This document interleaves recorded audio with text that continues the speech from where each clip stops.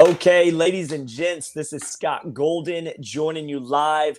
This is a hot topic discussion. I've got my good friend and head of the PPA referees, Don Stanley. What's up, Don? Hey, how you doing? Good to be here. Oh, man, good to see you. I just want to tell you, the last time we did this, I think we broke some kind of record. We went 3.5 hours. Not planned, by the way. That was not a planned thing. We just kept rolling. I don't think I have enough time today to go 3.5 hours. I've got a pickleball clinic to teach at 6, but I brought you on because as you and I both follow pickleball closely, we're both tied into the fabrics of the pro level. We have a hot topic at hand that happened yesterday at the APP in California. It was the SoCal Classic, correct? Yes, I think so. I think SoCal Classic is what I think that was. So I was watching that match. It was the women's pro gold. We're just going to break it down and give people the backstory. And then I'm going to get into the nitty gritty with you of why you want to see a rule change from what we saw. So for people that haven't seen the clip or don't know what we're referring to, let's talk about it. So Jillian Braverman was playing for her first women's pro gold singles against Vivian David, who's out of the Naples, Bonita Springs area. Jillian, I believe, is from California. So they square off. Jillian comes out hot in game one. She just blows right through her opponent, Vivian David. They come into the second game.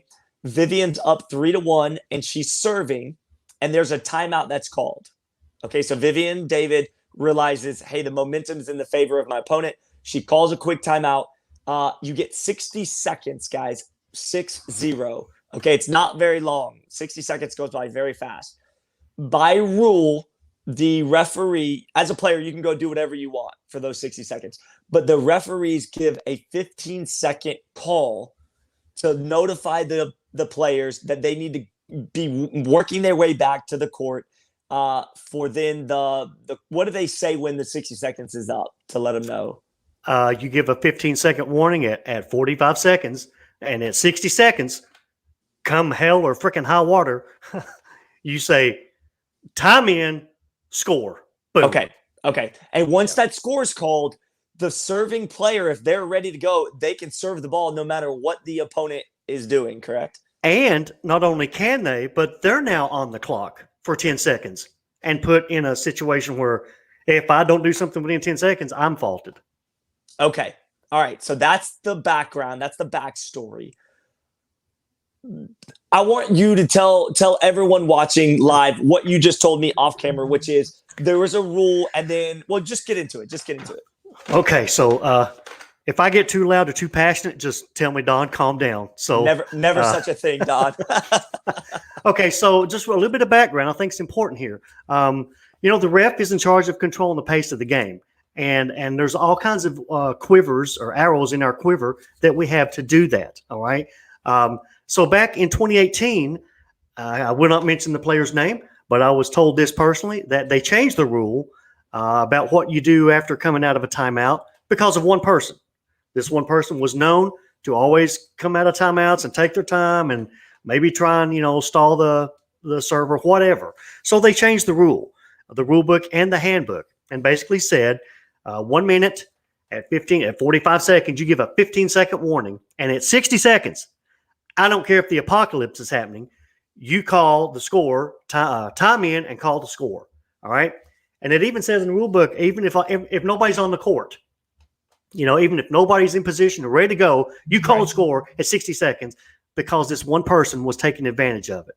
So ever since then, that's been the guideline. And when a referee goes to be evaluated, you'll get counted off if you don't stick rigid to that rule and that process.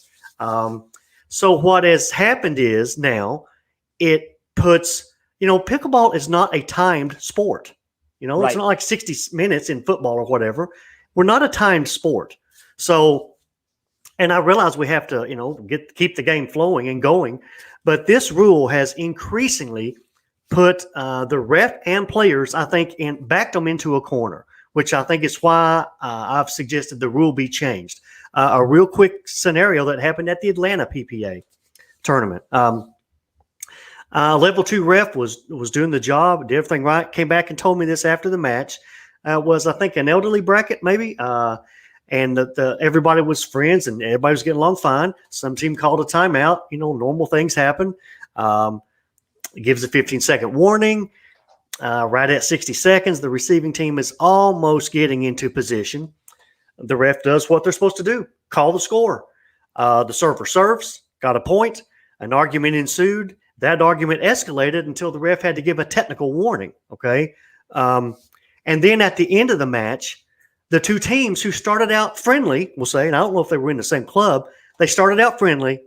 The ref did a rule that she had to do, and now they're arguing and caused a big commotion.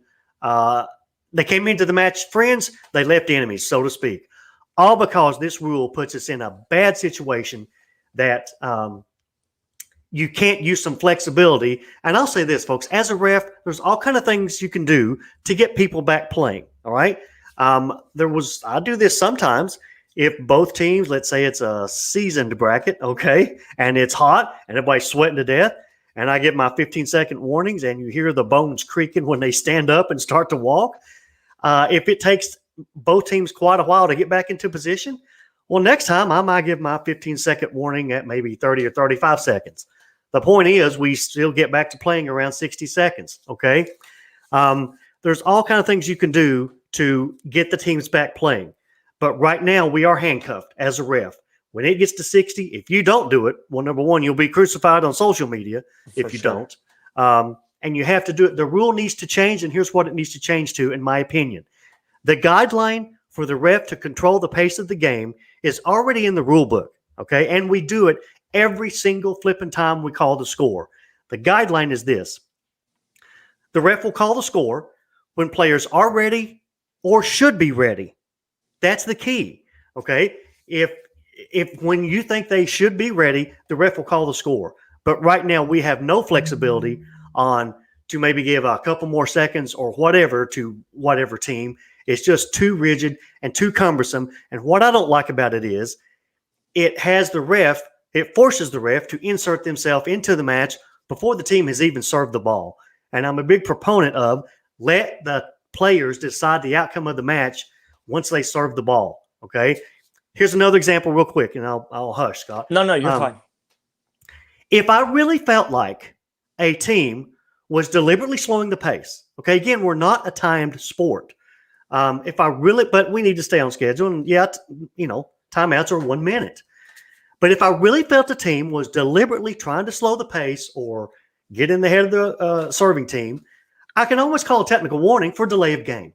We already have it built in where we can give a technical warning, but it doesn't equate to the situation that we get into where the server now has to serve or they're going to get faulted, and when maybe 2 or 3 more seconds would have not had this happen. So I'm a strong advocate that this rule needs to go back to the prior 2018 version and not make it so rigid, because quite frankly, this is what happens when you change a rule based on one person. There's all these unintended consequences that make our sport look silly, in my opinion. So Absolutely. I'll calm down. I got to take my blood pressure medicine. Yeah. Go pass me some while you're at it. Yeah. Listen, if this happened at a 3-5 bracket in a random small tournament in South Carolina, nobody even knows about it. But this happened at the pro level on a major live stream with a major tour in our sport. So it's going to get talked about. It's going to get tossed around and discussed. So I want to be clear, though, right, Don? We talked about this off camera.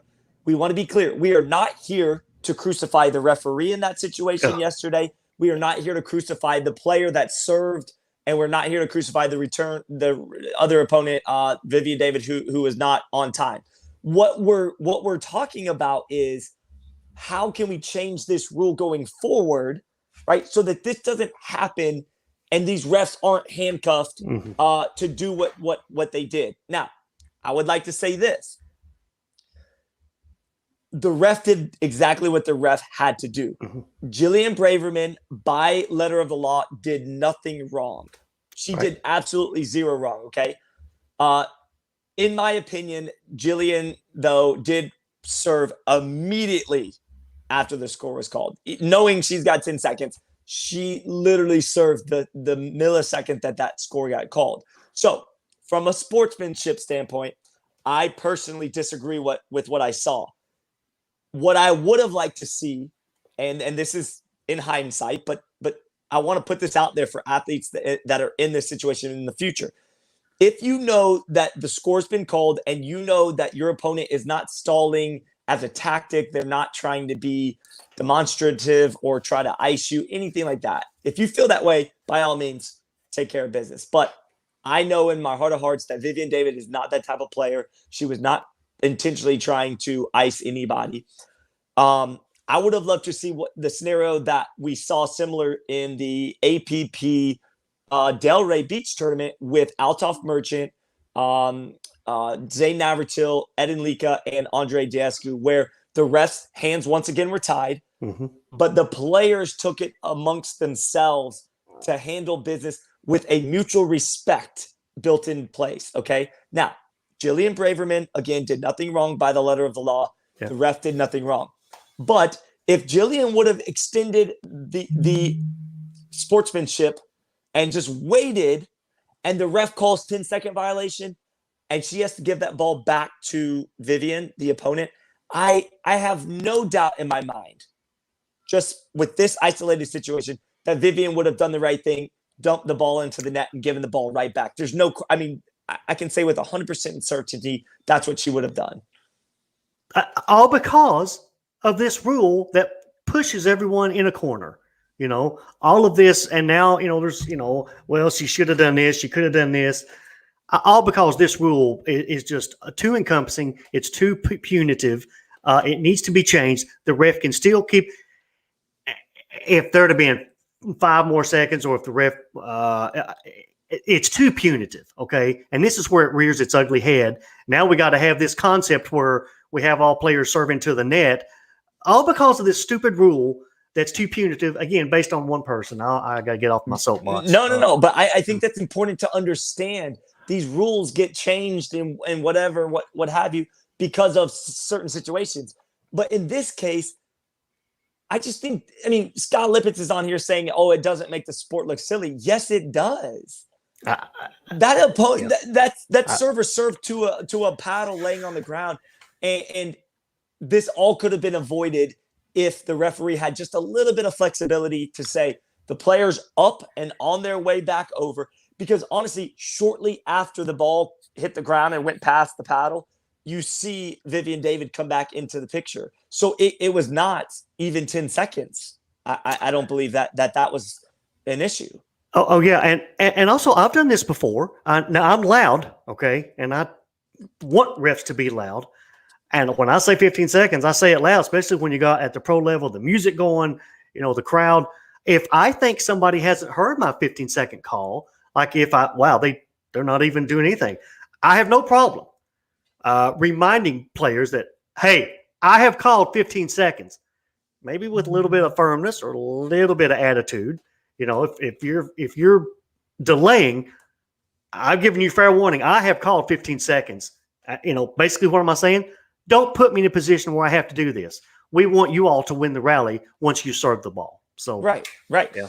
And look, this was a gold medal match at the pro level with money on the line. I really would love to bring Jillian Braverman on here, because I think getting her perspective in that scenario might be helpful as well. But I mean, is it really worth taking that easy point like that? I don't think so. At worst, she gives the ball back. Now, listen, I don't want to go into that rabbit hole, because here's the thing. What if she did take the 10-second violation trying to be a good sport, and then somehow Vivian David uses that as momentum, ends up coming back and winning that, and then takes the gold ultimately because maybe Jill was too kind and whatever. So there's a lot of, like, you know, things that you could spiral off of with that. But again, let's be clear, right, Don? We're on here to talk about why the rule needs to be changed back to the old one, not to crucify anybody of what happened yesterday. Exactly. I got to reiterate that. I'm strong and big proponent of you never comment on refs' actions, good or bad. That's against our referee code of conduct, especially when the ref was following the book by the law and had to, and never comment at all players' actions at all as a referee. But this rule puts all kind of pressure on everyone, and it doesn't need to be that way. They can fix this. It's in the queue to be reviewed, and I hope everybody watching this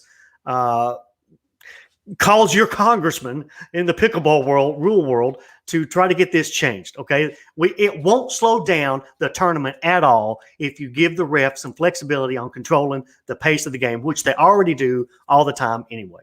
Let's do a hypothetical situation. Let's say that the rule was already changed back to the old rule that you're speaking about, giving the referees some flexibility. Implement that rule into yesterday's scenario specifically. How does that change that whole dynamic? That whole dynamic is if maybe she wasn't getting back in time, maybe she didn't hear me, I would say, I have called the score. I mean, I've called 15-second warning. I've called it. If I felt, just like every other single thing that happens to do with the technical warning or a fault, you don't call it unless you're 100% sure. If I'm sure she's trying to intentionally delay the game or deliberately delay the game, I'll call a technical warning. What happens when you issue a technical warning, by the way? Slap on the wrist, That's all it is. It's slap on the wrist. Do the referees have to wait a certain amount of time after they call a technical warning? No, and that's another hot topic. Let's talk about that because I've seen this done. Okay. Derek Prince was the one I saw called recently. He's the most recent one I saw call a technical warning in the game. And then he counted X amount of time before he allowed the players, before he called the score again. Again, by the handbook, we're supposed to, oh boy, here we go. By the handbook, you're supposed to turn the page over, write down the score, what happened, who got the technical warning, all this information that just takes time. And if you brought it up, I didn't know this was coming. I'll talk about it. Look, we're not here as refs to embarrass players, in my opinion. Okay. Right. Number one, all this information you ever write down that it says to on the back of the score sheet is never asked. Nobody has ever asked for what was the score at that technical warning or blah, blah, blah. Look, call a technical warning, do what you have to do, make it clinical. There's no emotion involved. If they say, ref, am I the correct server? Yes, ma'am, you are. And same thing happens when you call technical warning. Technical warning on sportsmanlike conduct. Okay, as a ref, you're not going to forget you called a technical on somebody. Okay, right. But even maybe just make a tick mark, TW or something next to the player's name or the team's name. Yes, they're on the score sheet. There are those boxes now. Just check it. And I strongly believe in get them back playing. Don't let that. Number one, they're embarrassed. And some people say, well, they should be embarrassed publicly. What? It's not my job to embarrass them publicly. I just need to call the technical. Okay. But all this time that you take to write down all this information, which no one ever asks for and never comes up again, it's here they are with the crowd. They're streaming. The embarrassment starts to build up. And now that kettle starts to boil, and then it boils over into something else going on. I would implore refs, get them back playing. Yes. Don't let this technical become a part of the match where you have to call another technical. Just technical warning, put a check mark, get them back playing as quick as possible. Strongly believe that. Yeah, definitely. That is interesting because I've seen that. I saw that and I thought, what's going on? But he was writing stuff down. So you're just saying put a TW or check that box, get them back playing as fast as possible, and don't delay that game because it was awkward. It was an awkward scenario. I felt like, man, this is just the players were just standing there waiting, for him to finish what he was doing. I mean, if you have to, again, nobody's ever going to ask for this information. But if you have to, next time out or whatever, put down on there, TW unsportsmanlike, fill out all the information you need. Just, wish you hadn't brought Derek's name into it. I'm just saying that he was the last one that I saw that happened. Just refs. Okay, quick example at Texas Open last year. All right, technical warning when one player gave a visual hand signal to the opponent. Okay, I said, technical warning. I didn't get mad. I wasn't there to spank him or give him a timeout. I just walked into the center and said, technical warning. He knew what it was for. Yeah. I got back in position. The two players started jawing at each other, right? Things started to escalate. And I think Mark Pfeiffer even sent out a blurb about this. What did I do? I yelled, we're playing ball. Get back to it. Walk back to their corners. Okay. Refs, get them back playing. Let them decide the match. Okay, let them decide the match. Absolutely. All right, a couple comments I'm going to flash up here because we're going to go back on topic with the original thing that happened yesterday. Right here, what do you think about this? Then Vivian David should have taken another timeout, plain and simple. Okay, what if you don't have a second timeout? I can answer that. Ask the ref, hey, ref, am I the correct receiver? Am I in the right position? Any one of those questions. Now, by rule and handbook, the ref is supposed to call time, answer your question, and recall the score. So is this a somewhat of a loophole? If Vivian David was coming back towards the court, she realizes the 60 seconds is up, she can yell from over there, hey, what's the score? Or what's my score? Any of the questions she's allowed to ask, okay? When she asks them, it's clear. The ref is to call time, step in, answer the question, and say, I will recall the score. Definitely. See, there was a comment about that too. It says, ask to repeat the score, then you have another 10 seconds. Exactly. The other reason this live stream with you is important is not only can other players learn from this, but the pros that it happened to can also learn for future reference. Now, if Vivian David watches this or Jillian Braverman watches this, now they can have a little bit of a weapon in their back pocket to at least know how to handle the situation going forward. Or if we just change this rule to a more the way it was before, let the ref control the pace, it won't come up. If you feel somebody's delaying the game, call a technical warning. Scott, what if this would have been the tiebreaker goal match at 14-13? It easily could have. Because how many times do timeouts get called at the very end when you're on your last leg? Exactly. I mean, what kind of pandemonium would we have seen if it was 14-13 and this happened? Does anybody in pickleball want that to happen at that point? Never. I hope the answer is no. If anybody says they willingly want to see it in that way, Jillian Braverman serving a ball or any player serving a ball to an empty court for the winning for that much money on the line, absolutely not. No. Yeah. And if you say that then you're the person that I would argue that doesn't believe in sportsmanship at the most basic level. We can fix this. Just change the rule. Let the ref control the pace. Refs call the score when everybody's ready or should be ready. Okay, you can get them back playing. Here's thank you for reminding me of this. What happens when we don't say the word hydration break anymore, right? That's taboo. But players are allowed to take quick, go sips of water, their right? Yeah, what does the ref do there? The ref doesn't give a 15-second warning, right? The ref gets them back playing promptly. It's discretion now. Use that same principle. Get them back playing. All right, we got to go. We got to go. If I said to somebody, 15 seconds, we should still do that. And they just not. I said, hey, I've called 15-second warning with a little bit of attitude, right? A little bit of volume. If I say, we got to go, we got to play. If after I've, done everything in my power, I got no problem calling a technical warning for delay of game. Doesn't impact the score, but a technical warning can come into play, right?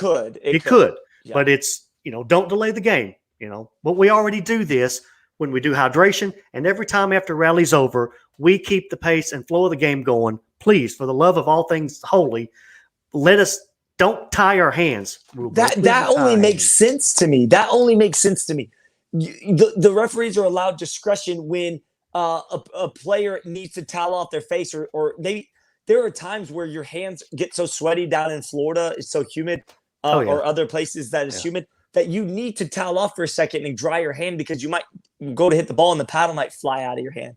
So what you're saying is that discretion should also be applied to the 60-second coming out of that 60-second timeout. Yes, another scenario. What do we do when a team is out of timeouts, and it rarely happens, but they accidentally call a timeout? What do?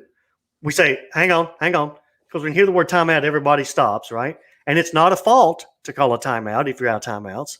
Wait, say that again. It's not a fault to call a timeout if you're out of timeouts. Just do it before the serve, right? Correct.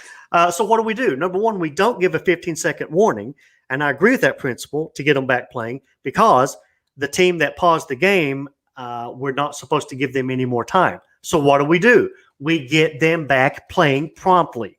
Okay. You say, hang on, team, you're out of timeouts. Here we go. We're back to playing. And you get the ball rolling again. Right. All these principles that we already know and apply it to the timeout. And honestly, if we're playing a bracket where everybody seems to take a long time, I may give that 15 seconds warning at 30 seconds if it seems to take them, 30 seconds to get ready. Right. There's no reason this is not a timed sport. Well, now you're letting the receiver ice the server. If it gets to that point, call a technical. If you're that sure of it, call a technical. And we all, as a referee, I was a baseball umpire for 10 years. You also were a baseball umpire. Discretion is there for a reason, and these referees and umpires have to use their best judgment as to when someone is trying to work the system or be, that one particular player you were mentioning that you didn't mention a name or anything, but that player obviously had a history of trying to work the system. Yeah. And the referees are smart people. They know what's going on. You can see when someone is trying to manipulate or work something over or trying to ice, if you will, the opponent. Yeah. This is not good for the sport. Let the players decide the match once they serve that ball. Let them decide it. I'm a big look. I think I said in my post today, I think the rules committee or the rules people last year did a great job in removing the ref from a lot of these, I call them ticky-tack faults that happen before the serve. You can't ask this question if you start your service motion, if you happen to switch serving bands and didn't tell anybody. All these things, they remove the ref from becoming a part of that. And I really think they did a great job. I think this is another one of them. We're not a timed sport. It's sad that this has to happen in that situation. It doesn't make our sport look professional, in my opinion. So, yeah, it definitely didn't look professional. And I hate that the referee and Jillian Braverman, honestly, were both put in that situation. Yeah. Could that have been avoided if Vivian David had just hustled over there? Yeah, sure. I mean, you could always make that case. But what if she was putting a Band-Aid on? What if she was doing something that was not trying to be disruptive, but she needed to do that real quick? I think there's got to be some discretion there for them to be able to hold just a little bit. Now, I'm going to pop this up here. It says, I don't know why it says Facebook user instead of the person, but either way, it says that if you give more flexibility to the referee, couldn't that equate to more complications as the ref would use their judgment based on each situation? Who is to say someone is more or less deserving of more time? Doesn't that put the ref in more of a hot seat? I fully read that question. I would say no. I don't think it puts me in. I think they're already in a hot seat because their hands are tied because of this real rigid rule. I think as a ref, you have your finger, I love saying this, on the pulse of the match. Okay. You can tell if someone's constantly jabbing at the opponent, or you have a good feel for how your match is going. Okay. If you feel and believe that someone's trying to delay the game or ice the server or it's unsportsmanlike, then call it. Call a technical warning on them. Okay. Let's don't get into 2 seconds makes a difference at 14-13 in a tiebreaker game. It should never be a rule like that before the serve even happens. So honestly, that's a good question. I don't feel it puts the refs I talked to with on Monday night, not everyone, but most of them feel like, and I can't tell you who high up in the ref ladder also agrees with this principle. A little bit of more time in certain situations not going to change anything or not going to matter. So, it doesn't. It doesn't change anything. Because you very well might do it the next time when the other team calls a timeout. We're not a timed sport. How many times have refs at the warm-up, somebody says, hey, ref, we got here late. We just got here with the balls. Can we have a few more minutes to warm up? Okay, there's no pressure from the tournament director. We're running ahead of schedule. Yeah, what's another minute? Okay, this rigidity of 60 seconds, come hell or high water, forgive me, mother, just needs to change. It put the pace back in the ref's hands. I agree. I agree. And just like again, just referencing baseball, if a pitcher is stalling too much between the points, it's not baseball is not a timed sport either. The umpire is in charge, and I remember many times behind the plate looking at that pitcher and saying, Play "Hey, ball. play ball, Yeah. let's get it going," and you give them that opportunity to recognize you're giving them a warning, saying, "Hey, you need to get it going. Let's go." So that, to me, what you're saying just makes sense. I will say, look, I'm going to put these comments up because I think this is a very hot topic. Tammy Califf says it's a timeout. I'm sorry, but I don't see an issue with how a timeout is done procedurally.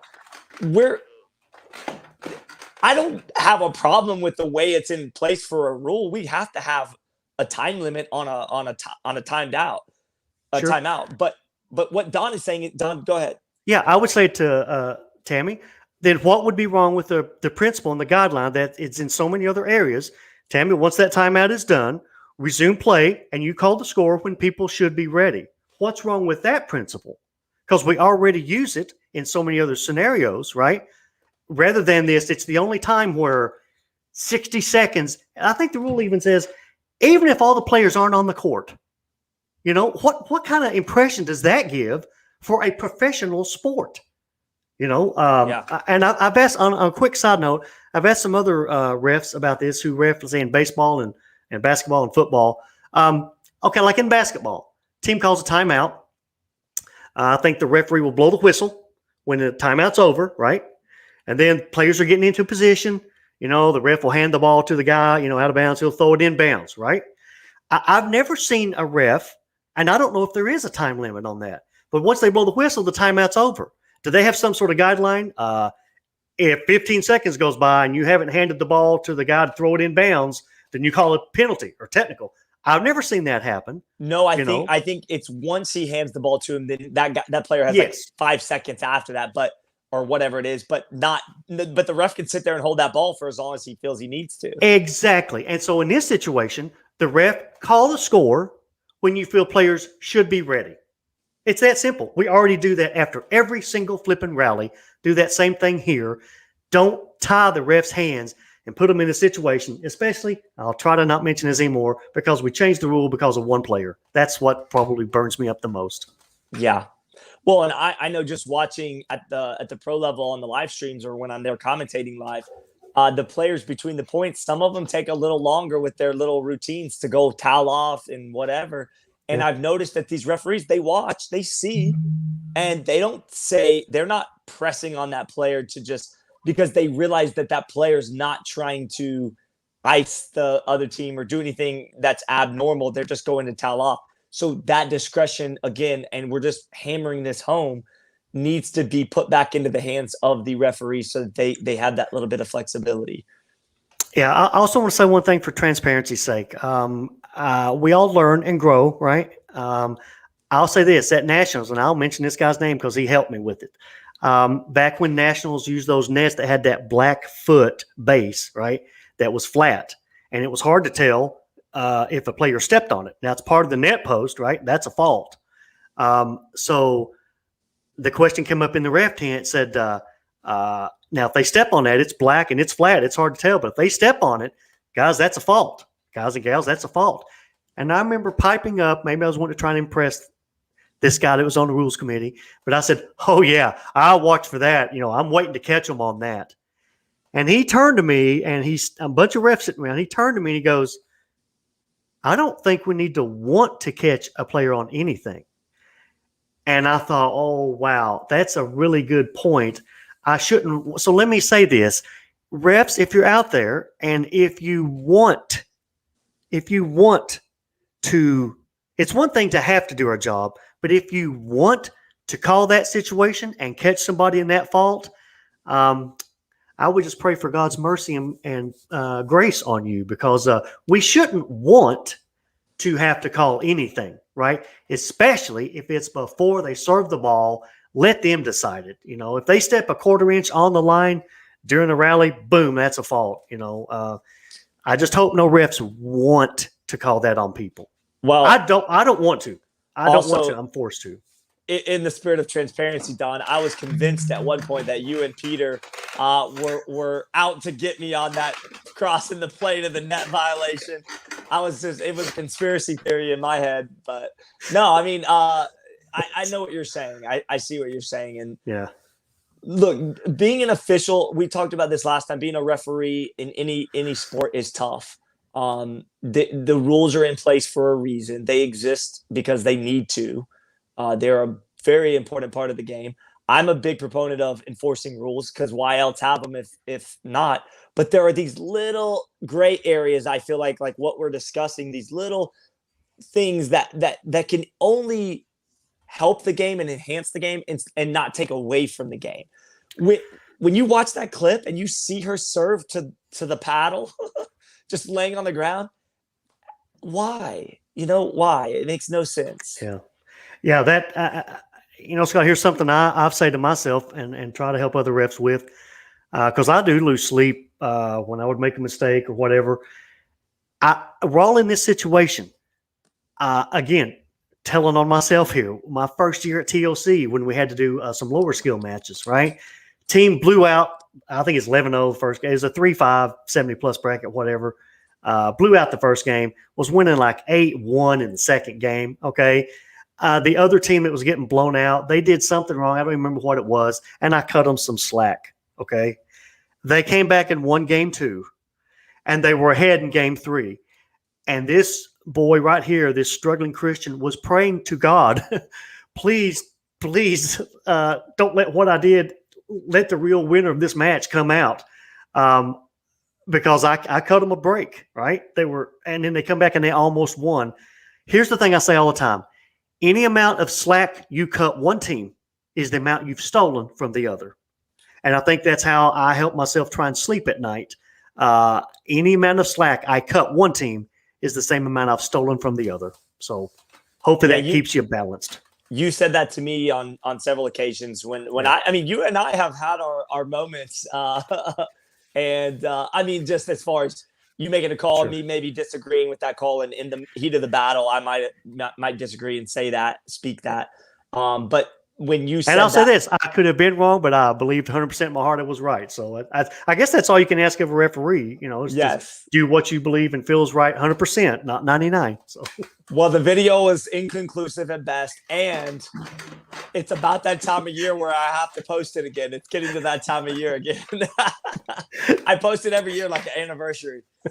Yeah, just wish we had a net cam straight on that. That would have been helpful. So anyway, well, back then my resources were limited on camera angles. Yeah. But no, I agree with that thought process. And when you give grace to one, you take away from the other, and that has to be where a referee can sleep at night, knowing that they're doing it to the best of their abilities by the rule book.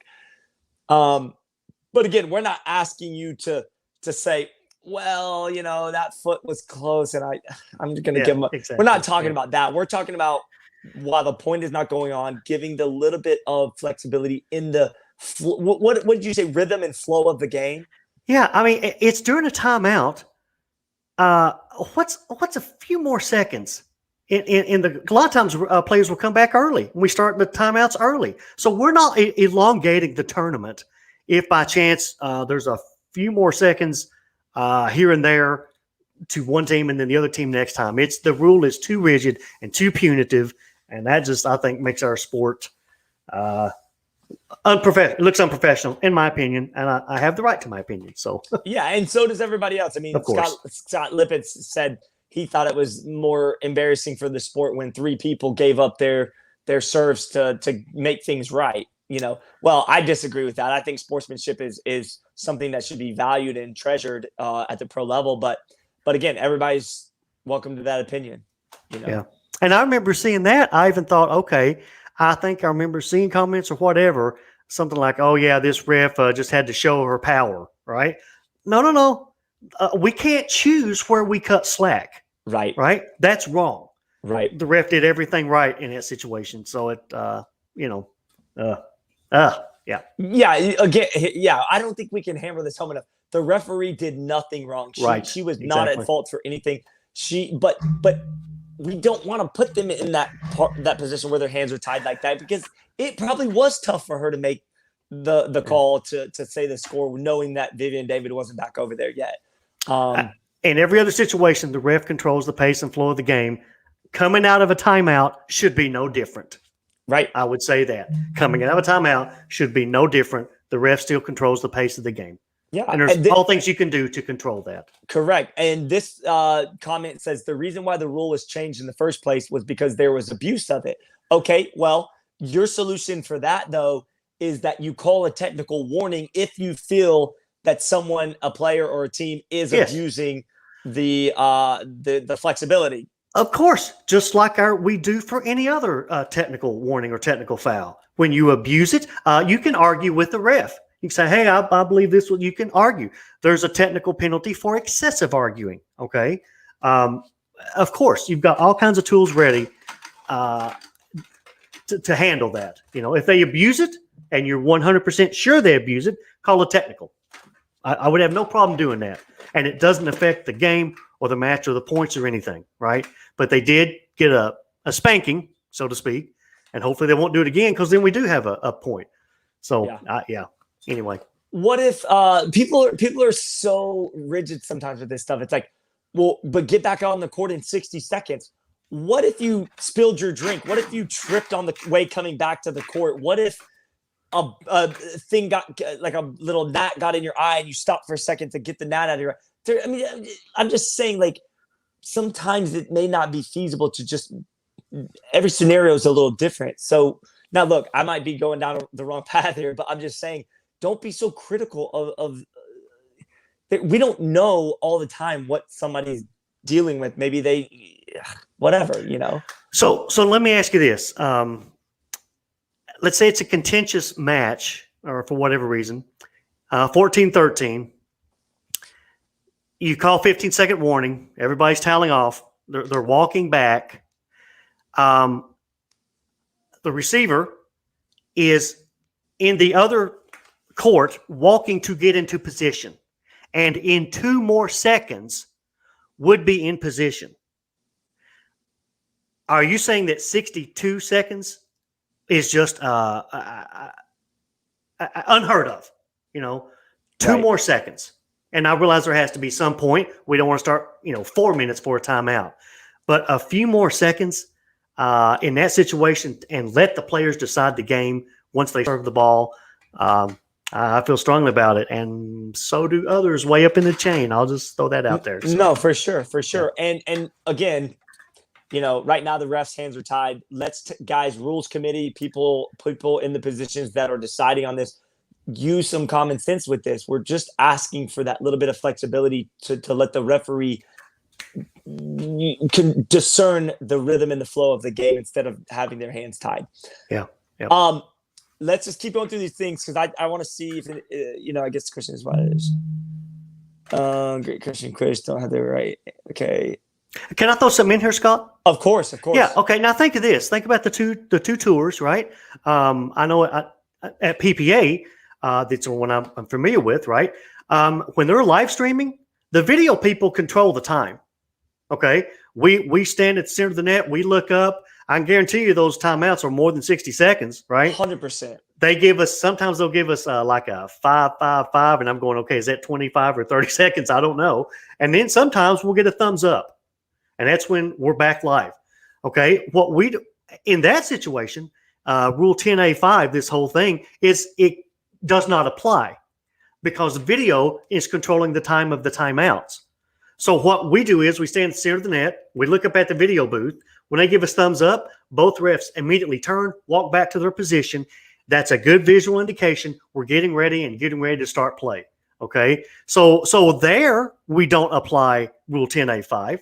And I'm not saying don't apply it, but there's some times where let the refs be in charge of controlling the pace of that match.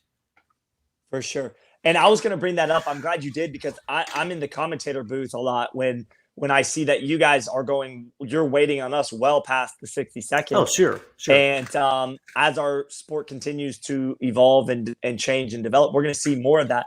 You see it in college basketball too, in professional basketball, where they do the media timeouts. Right. It's all tied in, the games last a lot longer now because of the marketing and advertising being built into that stuff. Okay, so Scott Libbett said, I agree, Don, but I think when you give discretion, you're going to see the opposite now happen. You're going to see more people taking 63 seconds, 65 seconds, 68 seconds during the timeout. This happened once, and we want to change the rule. Okay, and I respect everything Scott Libbett's always posting. He knows that. Scott, it happens a lot more than this once. This is the one time it got shown on video. I've had this happen. I've seen it happen. It happens a lot more than just once. The rule does not, if that rule was changed and it followed the other guidelines like every other rule we have, you wouldn't tell, the flow of the game would be just fine, okay? It would be just fine. That rule is just too punitive when we're in a timeout. It's too punitive for that to happen when there's no need for it.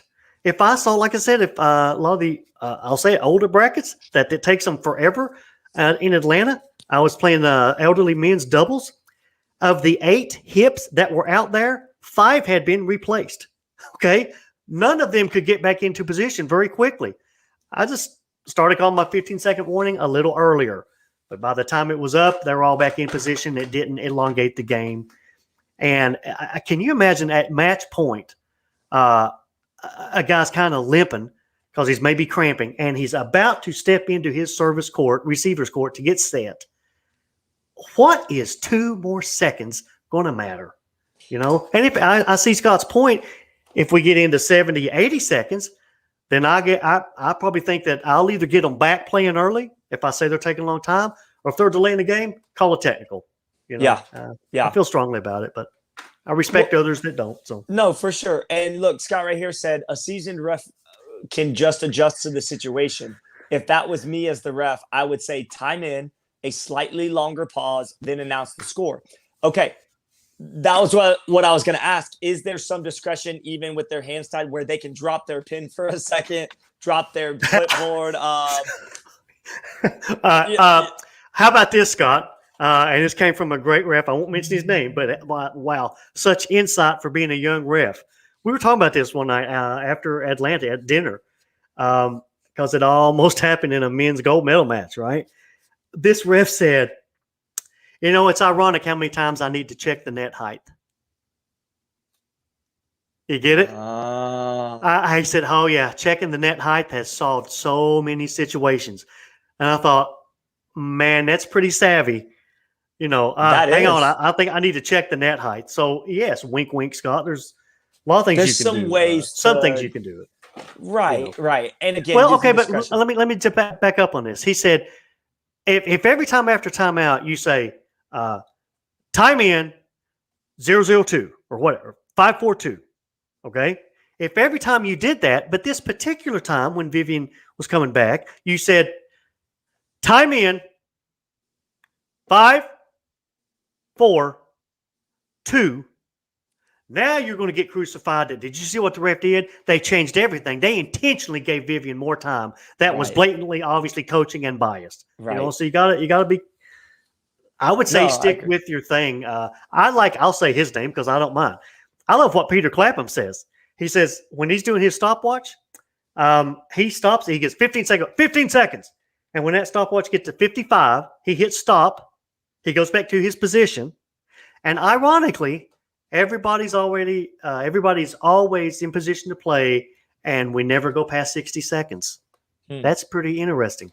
Very interesting. Very interesting.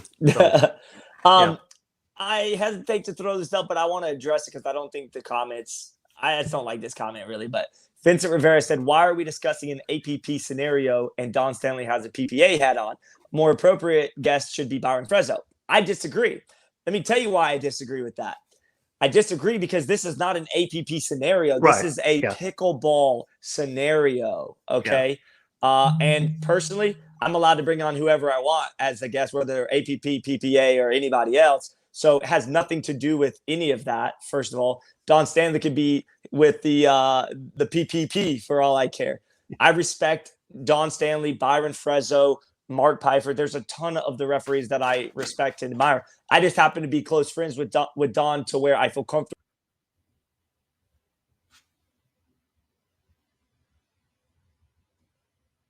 I lost audio.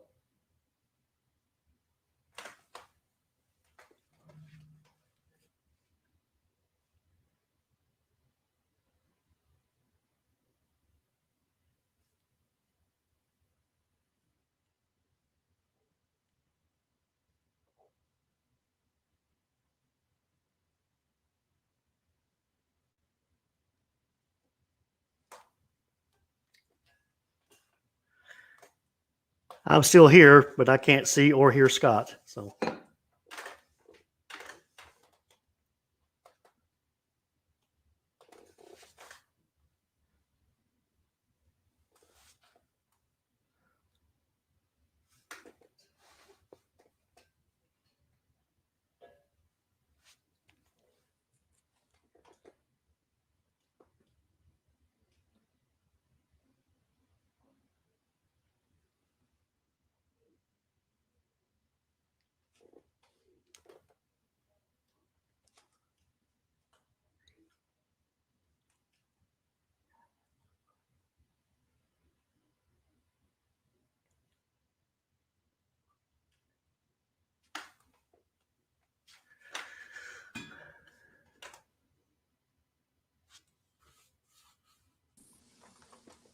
Hey, Don, I'm back.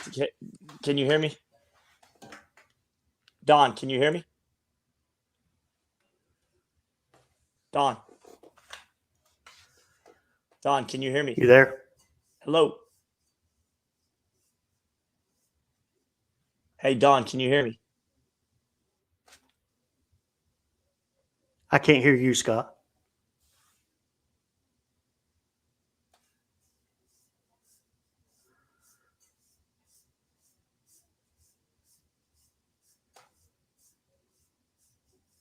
Don, are you there? I can't hear you. But you can see me. I can't hear you. What about now? Can you hear me now? Nothing? Don, let me. I don't know what's going on. I don't know what's going on here. Should I log out and log back in? Yeah. Okay. I do want to address that last comment. That means a lot to me. Guys, can you guys hear me? All right, Don's gonna come back. Okay, I'm not sure why. Sometimes, I mean, it's literally right in the middle of talking, and it just completely kicked me out. So I'm not sure what was going on there. Okay, I'm glad you guys can hear both of us. I'm gonna see if I can get Don back in here shortly. I do apologize. That was very strange. I was in the middle of talking, and then it just disconnected. It kicked me out. But okay, so um, I was just referencing that comment from. Let me bring it back up. I hate these kind of comments. I'll be honest. I hate these type of comments from guys like Vincent that think that this has something to do with APP PPA. It has zero to do with that. Zero. And if I want to talk to Don Stanley or Byron Frezzo or whoever, why does it have to be somebody associated with the APP? Look, I'm associated more with the PPA than I am the APP. Doesn't matter. That has nothing to do with that. So I definitely wanna address that. I mean, come on, like, give me a break. And I'm sure Vincent Rivera doesn't mean anything by it, but like, come on, is that what you're worried about? Let me see. Don's not back yet.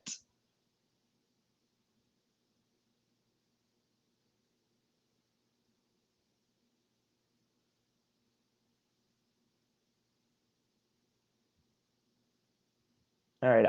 I'm just reading some of the comments. Okay, that's the one here. I'm gonna bring Don back up.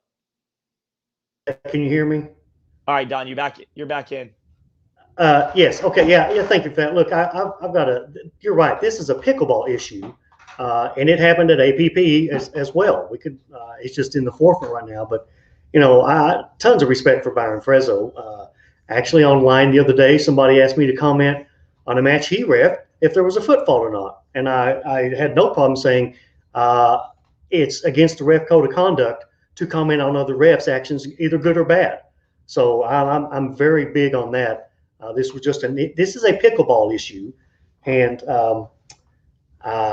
not APP. The reason I wear a PPA hat is because it was on my bed and my hair's a mess. Right. I mean, look, I wear a Monarch hat all the time.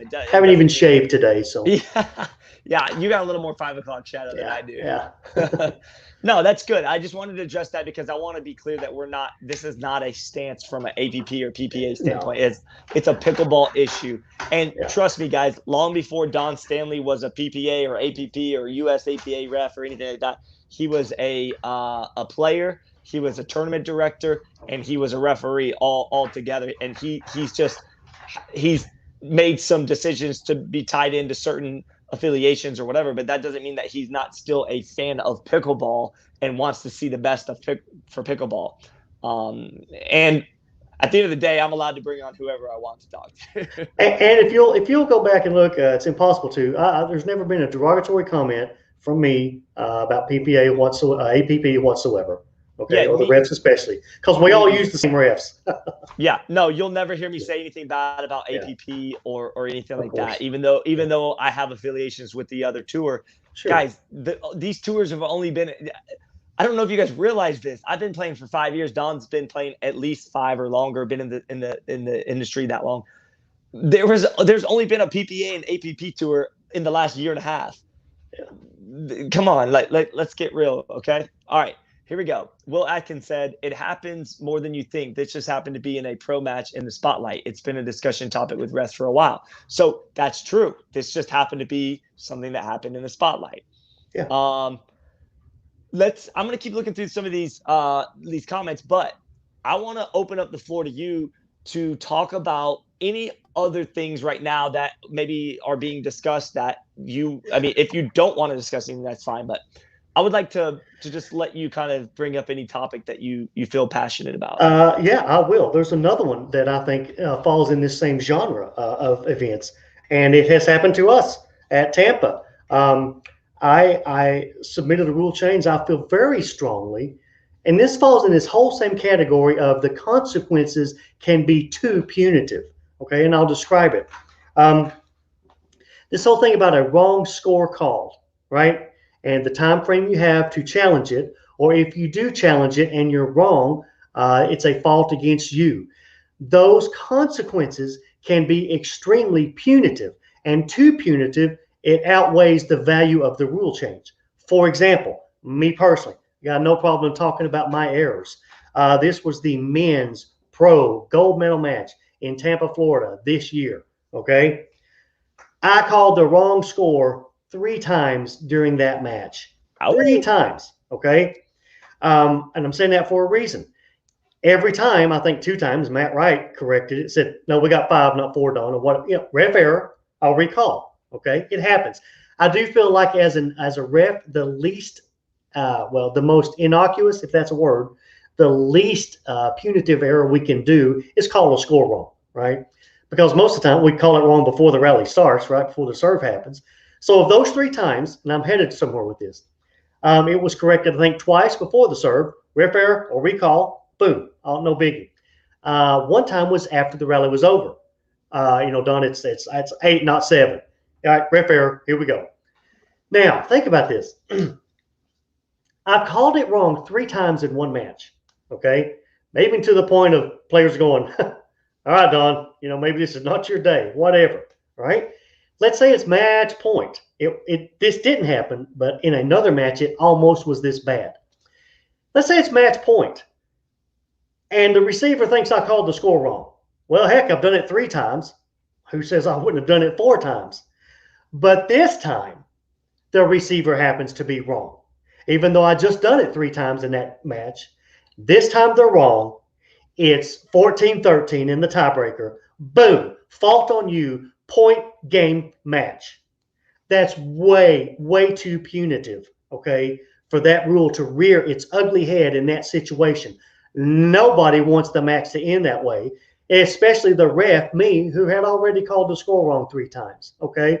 So my change suggestion was to remove the wrong score challenge rule and the punitive damage that can come along with it. And basically you do this. If there's a wrong score call, either correct it before the serve, which happens most of the time anyway, or correct it after the rally.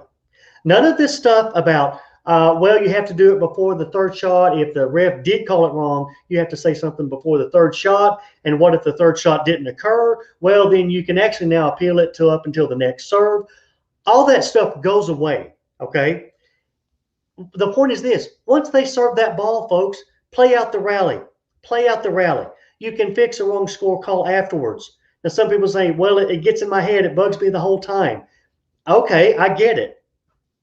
But it can rear its ugly head in a very overly punitive way. And in my match, I very well could have called the score wrong the 4th time. Who would have blamed me for thinking that? But that time I called it right. The receiver was wrong, hypothetically. Point game match. It's way, way, way too punitive when we can correct score issues either before the serve or after the rally's over. So I'm a big proponent of that rule just going away. Absolutely. We talked about that on the last discussion, and it was a very interesting. It's still passionate with me. It's that's great because I mean, some people may not have heard us talk about that, and that's a great topic to talk about. Yeah. I heard a comment. I read a comment recently about, and this could have been a very silly comment, but I want to get your thoughts on this. The comment was basically, in essence, they said, well, some of these refs are intimidated by the pro players and are afraid to call foot faults and different rule faults and different things. Is there discussion? Are you guys taking proactive measures to try to train these refs to just be confident and not worry about if it's a pro level or a 3-0 match or I mean, does this make sense what I'm saying? It's a real thing. It's a real thing. Oh yeah, and are there proactive measures? I mean, every Monday night we have a referee call. I've called it. I have a private Facebook group called PPA Referee, but it's really for any referees who want to become better because we discuss all kinds of this stuff. I did make it private because if it's private, I'm allowed to talk about. We can talk about whatever we want. Okay. Absolutely. But yes, we talk about this a lot, and my push is this. I think that can come into play, Scott. I think it can come into play if, and I love you refs with all my heart, but if you're reffing because you like to be around the pros or you want the pros to like you or you can rub shoulders with them, that can lead to some dire consequences, okay? I walk onto the court with an attitude of this. I don't like any of y'all. Now, I don't hate them, okay? I'm neutral. But I walk onto it. I don't like any of you all. Okay. Basically, you're saying you're not biased towards anyone. You're a neutral entity out there doing your job. Yes, because of my personality. My personality in real life is I want to be liked. Okay, and when people don't, I go, well, what's wrong? Why don't you? But on the court, I fight that, and I'm not the only one with this personality. I say I don't care if you like me or not. I'm here to do a job, and we talk probably every Monday night about be professional, do your job. Don't be there to be buddies or rub shoulders with the pros because things may be all fine. And then when a call goes against them, you'll find out well, wait, I thought we were buds. That quickly diminishes. Okay. So yes, I think that it is true that maybe some refs might be intimidated because they don't want the pros to be mad at them or want to be liked by the pros. Look, I just want to instill in refs, view yourself just as professional as the pro players are. I walk out on that court, I view myself, I'm just as good as ref as they are a pro player. And I would stack myself up against anybody. And that's what I'm trying to instill in refs.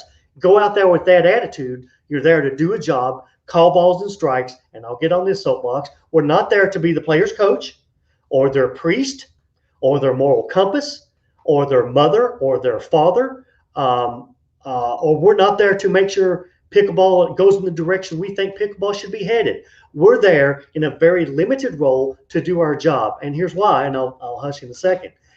Along with being a ref comes a lot of power and a lot of authority you have. And we've got to check that. We've got to watch that. That power can inflate our egos and have itself come out in some bad ways. So I really push hard against refs. We're there to do a job.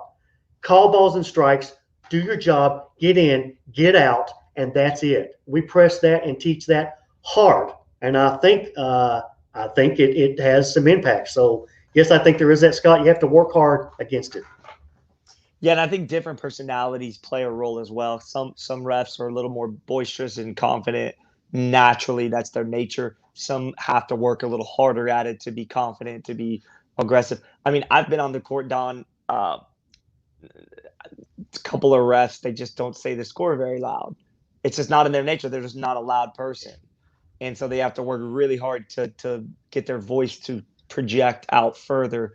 And that can be an issue sometimes because, as Chris Dickert mentioned in the comments, if the ref is a quiet natured person and they say the score soft and you as the server don't hear that call, then you're going to get called for a 10-second and you never even heard the score called. Maybe you're still waiting on them to call it in your mind.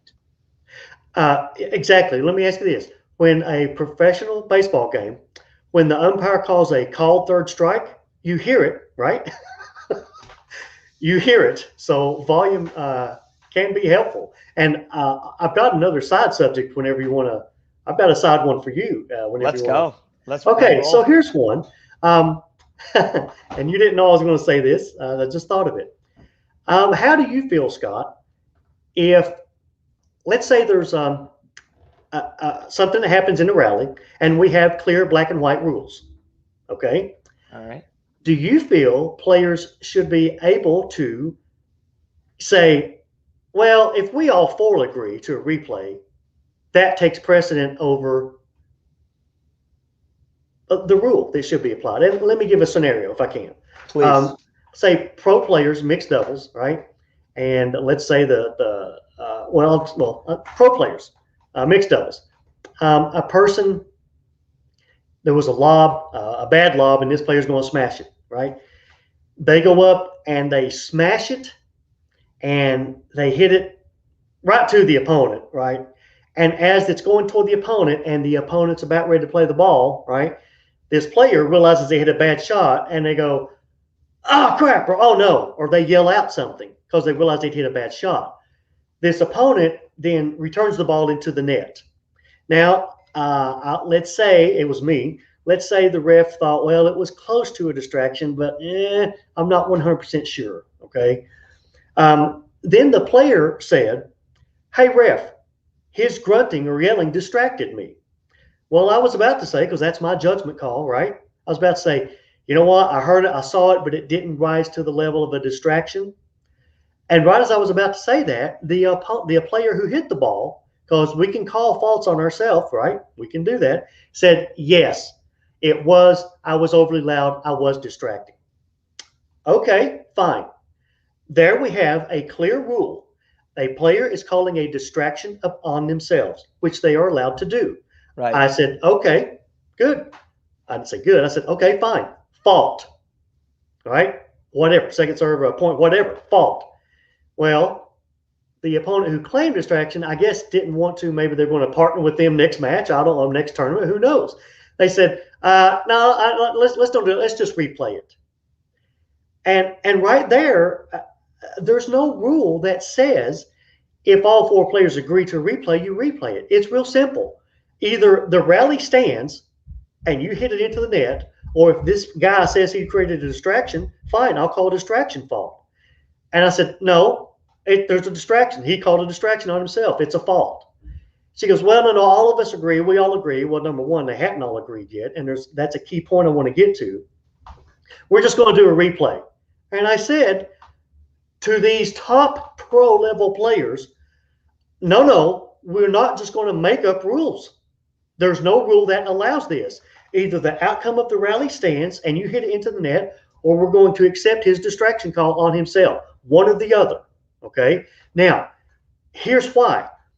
If there was a rule that allowed all players to agree they could just have a replay, that opens the door for a very bullying personality to bully the opponents into agreeing, right? It should not be up to the players. Imagine this, guys and gals. Two very well famous pro players, senior pro players, I won't mention names, playing against some nobodies, right? Because they paid the $100 to get in that bracket. This situation happens. The pro players are going, hey, guys, we just need to do a replay, right? That's what we do at the pro level, right? You agree with that, right? We just need to do a replay. And you can see the opponents going, I guess, yeah. We shouldn't put the opponents in that situation where they feel like they can be bullied into agreeing to a replay. So my point is, with this long scenario, I feel strongly if there's not a rule, and there's not, we can't just do a replay just simply because all four players want a replay. Give me your thoughts. Yes, that's such an important thing that could potentially happen, where there's some bullying going on. And trust me, there are some strong personalities out there who don't have any problem pushing around or bullying somebody verbally on the court and trying to bend them into their will. So I agree completely. I think first of all, there shouldn't be a redo in pickleball. It should be pretty black and white. It's either this or this happened. I think personally, listening to that story, I think you did the right thing. I think that you said we're either gonna put the fault on the person because they said it was a fault, or we're gonna give it the point to you and move on. So yeah, I don't think there should be the discussion in that scenario for the four players to redo. And let me add this in. Here it comes into play, okay? If it would have been very easy for a ref to say, rather than getting to the thing where I was going, no, we're not just going to make up rules, okay? That got a little tense, right? If I was so desirous of the pros wanting to respect Don and think Don's just such a great ref and he's cool, if I had that inside of me, then it would have been very easy for me to go, okay, all y'all agree? Okay, I'll do replay, right? But no, that's why I say I go out there. I don't care if you like me or not. I don't care if you want to do whatever. I'm here to call balls and strikes, do my job, get in, get out. So this wanting to be liked can rear its ugly head in some bad ways. And so look, I would tell refs, you're just as dang good a professional as they are a pro player. At least see yourself that way and project it and do it. So yeah, there's that situation. Yeah, definitely. Oh, I love it. Love it. Yeah. Also, I think Peter is watching, because I just saw a comment from him that said, if you didn't keep crossing the plane, we wouldn't have we wouldn't have kept calling it. That's pretty funny. I was trying to get off of that subject just as quick as we could. So Peter's always quick to call me out on that stuff, but I love it. Okay, good. This is good, man. I think these topics are important to discuss. I think that as the sport continues to grow and evolve, there are some rules currently in existence that may need to be updated, may need to be evolved, changed with the sport. Let me get your opinion on this. Okay. Do you think, because of the way the sport is evolving at the pro level with ESPN3, CBS, even just the professional live streams, the money that's getting higher each tournament, is there a need to turn the scoring into rally scoring for purposes of TV? Is there a need for any changes in the integrity of the game itself? And I'm asking your opinion on this. I'm not saying that it will or won't change. Talk to me about your thoughts on moving forward in the future. Let's say starting 2022, do we need to go to rally scoring? Do we need to implement some different changes? Okay, I'll say this, and I have tried and been proposed and emailed many concepts about how rally scoring can work in doubles, right? In singles, it would be pretty easy. You always serve from the side, whatever the score the server has. That's easy. But in doubles, people are going to say, well, you haven't put enough thought into it, Don. I've put hours of thought into this and drawn it out on paper. In doubles, the only way rally scoring can work is if you throw out all the concepts of starting server band, serving from position for your serving band. You would have to come up with a completely new system, almost maybe like tennis, that one person serves the entire game. Every single time that I've tried to come up with rally scoring, and ones that have been emailed to me. Well, here's what you do. You do A, then A to C, then B to D. It eventually gets to the point where, okay, then we have to throw out the receiving team has an even score. They're receiving from the right-hand box. That has to be the starting server, but your situation just negated that. You cannot do rally scoring with the current fair system that we use with the serving band. You would have to start from scratch and have a completely new system. Bam. There it is. I agree with that. 100%. And I challenge anyone to come up, I say this with a smile, anyone to come up with a system they think will work. And sometimes it does. It does. There was one system that got pretty close. But then if there was a timeout and the ref didn't mark the score sheet or something, when you come back from that, how do we know? How do we know? Because we don't know who's. They do not work with doubles with the current system. You'd have to start from scratch. And then you're going to have some tournaments be totally different. So it just doesn't work with the current way that we have it. So, yeah, I agree. All right. I'm going to throw a curveball at you here. I was debating whether I wanted to bring this topic up. It's been recently brought up with the press release that the PPA just came out with. But I wasn't going to say it, but Gian Godsill said, how does Don feel about gambling on the PPA matches? Can you imagine what would happen? What would have happened if the scoring fiasco in the recent match with Simone and Lucy versus the Waters? You may not even want to touch on this. I don't mind. Hang on. I think it. Personally, I'm not a gambler Don, because I suck at it. I'm here. Yeah. Yeah. You have me? Don, did I lose you? Oh, there we go.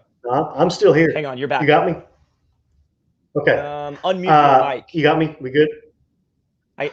No, I can't hear you. I'm not sure what happened there. Go ahead. How's that? You have me? Check, check, check. Gosh, I don't know why it does that every time. Hold on 1 second. Go back out and come back in. Okay. Do that real quick. Sorry, guys. I apologize. Hang on 1 second.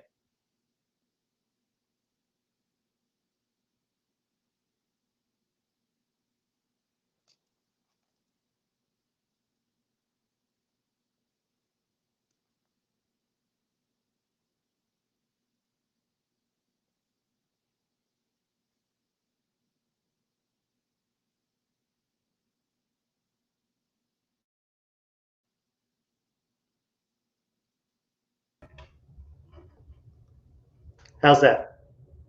Let's see. I think my camera. Okay, there we go. All right. Can you hear me? I can. Can you hear me? Yeah, we're back. Sorry. I don't know I'm not sure what happened there, but just to recap, brought up the discussion about the gambling that's being revealed or the reveal of that. Do you want to touch on that? Do you want to talk about that? Is it too early? I just got some general thoughts. I'm not scared to talk about it. Personally, I'm not a fan of gambling because I suck at it. Okay. If I was better at Texas Hold'em, I may not even be a ref. So I'm not a fan of it because I stink at it. I don't pass moral judgments on folks. I would think it's like anything else. If somebody gambles and you're spending your kids' food money on it, I would say that that's out of balance. Okay. So I don't do it because I'm awful at it. As far as it coming into the sport, it probably was inevitable. It is going to be interesting to see, how it impacts the refs and whether I've heard several different scenarios where maybe the ref is just a scorekeeper. We'll see. I'm sure there's a lot of details that would have to be worked out. And this may be a little bit of a plug. I do know that the company that has, has approach to do this, they seem to do it for a bunch of big professional sports, so I'm sure they're good at what they do. And I get it. I grew up a Christian, and we were taught basically going to movies was wrong. Okay, basically if it was fun, it was wrong. Okay, that's the way I was brought up. So there's different opinions. The one thing that's not worried me at all though is now the refs are going to be paid off. You know what? The refs that I know personally or who would work with us, I'm sure they have to be or anybody else. I think it's not just going to be PPA. My bet is it's going to grow. Okay. I'm not worried at all about the ref integrity. Okay. I'm sure there are guidelines to put in place, and it doesn't worry me. I'm not a gambler, but it doesn't worry me because, quite frankly, I know my integrity, as a ref, Right. and I think the pro players' integrity is, I would never question. So Right, yeah. and that was the other thing, is the other hot topic about it was that players and referees might be getting paid off at some point to point shave, throw a match, whatever, call a football when they shouldn't, whatever. Yeah. But at the end of the day, what you have to think about as a player and a ref is your integrity, is your character, and is your reputation in the sport worth putting that on the line to be disqualified, banned completely. And I think there will be some stuff in place. I think if a player gets caught gambling on themselves, betting on themselves, or whatever, or being bribed in any way, and it comes out factual, I think there needs to be a zero tolerance policy for that. Yeah, I heard somebody say, comment, imagine, slipping a ref $5,000 to throw a match. And honestly, I just thought that is extremely insulting. Anything less than 10 is just insulting, right? So, but I'm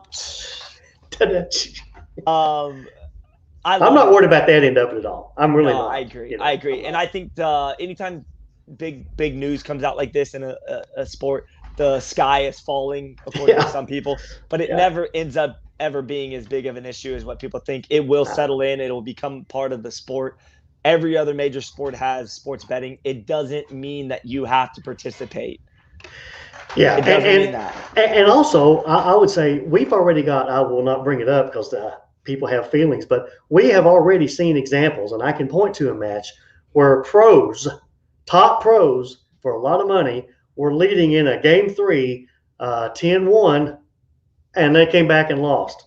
So there's already precedent that, well, how could any top pro come back from 10-1 and not win a match? Well, it's already out there. So I don't think you could ever say that never happens. Oh yeah, it does. Of course it happens. Yeah. There's a YouTube video of a chicken and pickle match. The team was up 14-0 and lost 16-14. So it does happen. Wow. Yeah. Of course it does. Yeah. Yeah. I think Adam Stone was involved in that match. I'll have to go back and look, but one other sidebar to the discussion of sports betting being implemented into pickleball right now, and this is going to be a sensitive subject. Some of the pros may not like me even bringing this up, but every other major sport where there's money involved, people being paid as a professional, you are not allowed to take performance enhancing drugs. You're not allowed to take any type of steroids, et cetera, et cetera. In pickleball currently, I don't, and you correct me if I'm wrong, I don't believe there is a guideline or a structure in place to keep a professional from using a performance enhancing drug. I mean, I don't know of any. I'm sure that's above my pay grade, but I don't know of any. Yeah. Well, but it's a subject that's going to have to come up, Correct. And that's why I want to bring it up, is that as sports betting is getting put into place, are we going to need to put measures in place like that to regulate the sport? It's a good question. Yeah. I mean, of course. Yeah. This is, what's that phrase? This is not your mom and dad's pickleball game anymore. And some people say, it's this and that, but there's a lot of money. People make their lives off of playing pickleball now. That's right. So yeah, it's, yeah. Well, I think it's, what's really funny, Don, and this is what I've noticed, and this includes me too. Rarely do the pros get on my live streams and make comments. They rarely insert themselves into the most important subjects out there. Now, they do have their opinions, and if you call them privately, they will share with you their opinions. Sure. But rarely do they get on the public forums and discuss things. Okay. Right. But the average person, the average player, seems to be really opinionated and puts all their opinions out there on public. Yeah. Why am I saying that? Well, why I'm saying that is because the average player, a lot of these things are not going to affect them. Yeah. The sports betting will not affect the person that gets up every day and goes and plays at their local gymnasium and plays with their people that they love. It's not going to tarnish or taint that sport in any way for them. Right. It will only affect things at the pro level. So don't misunderstand anything there. It's not going to affect the sport in that way. Joe Pulliam, who's out of Georgia and a good friend of mine, He said, Scott, should a ref comment if a player is simply not drinking enough? I know Joe's a character and he's a Dinking. It said jokester. dinking. Dinking enough. I thought he said drinking, but dinking enough. So I think that's a dig on me because he thinks I don't dink enough. I thought he said drinking, and I was thinking, well, if he thinks that there's a safety issue there, maybe. But turns out he was just trolling me. No big deal. I've got one if you got time for one more. Of course, yeah, one more. And I do have a chiropractor appointment to go to. I threw my back out and I'm in extreme pain, but this is a good one. It was clarified. So I just want to ask you, what do you think should happen? We've got the answer. So let's say you're reffing a match and everything's fine, and the serving team's set up to serve properly. But the receiving team, out of, we'll say, good faith, okay, they says, hey, hang on, guys, y'all are over there, okay, and they tell them to switch, and the serving team goes, okay, maybe they didn't know, they switch, and now they're in the wrong position. Now the ref, they can ask anything, right, but they don't.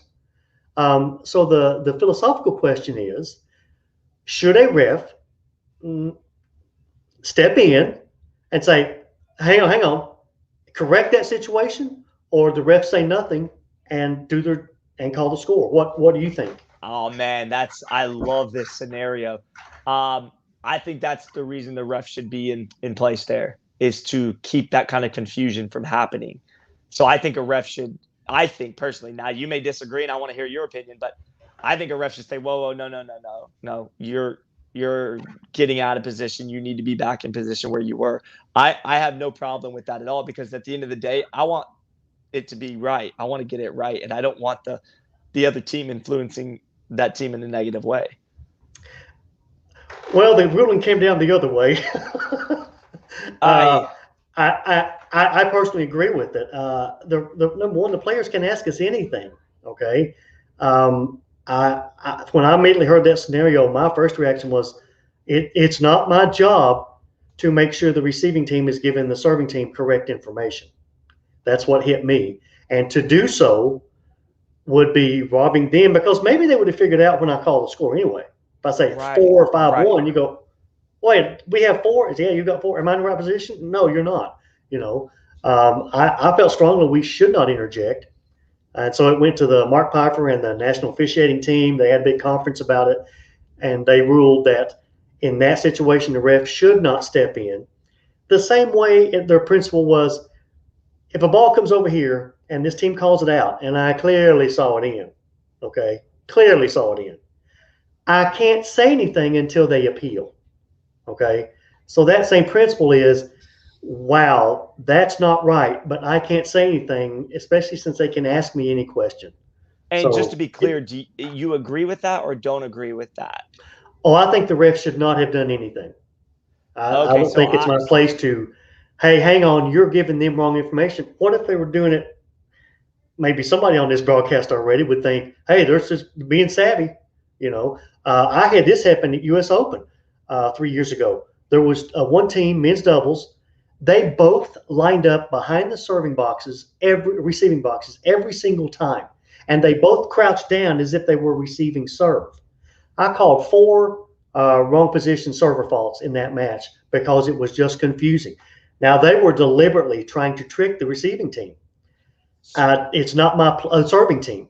It's not my place to go, hey, guys, stop that. Y'all are tricking them, right? So even though this scenario was done maybe in good faith, I strongly feel it's not a ref's role to step in and go, hey, you're giving them misinformation and you shouldn't do that. So it was ruled the ref should not do anything but call the score. Very, very interesting. So now that you've kind of explained, my first instinct was to say the ref should correct something that obviously looks like it would be should be corrected. In hindsight, after hearing your explanation, I can see that not applying that would be the correct thing. Meaning, if you see a ball that's clearly in, the other team calls it out, until there's an appeal, you shouldn't speak up. I do agree with that one. So by default, I should also agree that a ref shouldn't just insert themselves to correct something. Because ultimately it's about the players. Like it's their role to figure out where they're supposed to be. It's their role to not be influenced by the other team. Especially since they can ask us anything. I know somebody asked me, Don, what would you do? Well, I wouldn't say anything, but I might stand there with this look on my face. I'm here to answer any question you have, folks. You know, yeah. So, and well, think of it this way: what if they were doing it deliberately to trick the serving team? I wouldn't stop it then. Is that you know? Is that intent? There's no, we don't judge intent in that because Right. I mean, maybe after the fact they did say, "Oh yeah, well our plan worked" or whatever. If I feel that it was deliberate, I still can't stop. It's not my because I'm possibly robbing them from winning the rally. Okay. I mean, yeah, the serving team probably should not be listening to the receiving team on position, right? that's true. That's either true. way, it's not my role to make sure you give the serving team correct information. That's a great point. That's a great point. So anyway. All right, Mr. Stanley, I've enjoyed it. We're right out an hour and a half. We cut our time in half from the last time, so that's a bonus. I've got to go teach a clinic. You've got to go get your back worked on. Yes. That chiropractor is going to get you back in shape there, but let's do this again. I think it's important for us to stay out there in front of this stuff and to really educate people. Well, I think education and information is good. It's a good thing. The more educated we can make the players, the more educated we can make the referees. It can only lead to good things going forward. And in closing, please, please, please, Rules Committee, change that rule back so that we don't have a disaster at 14-13 or 11-10 or something like that.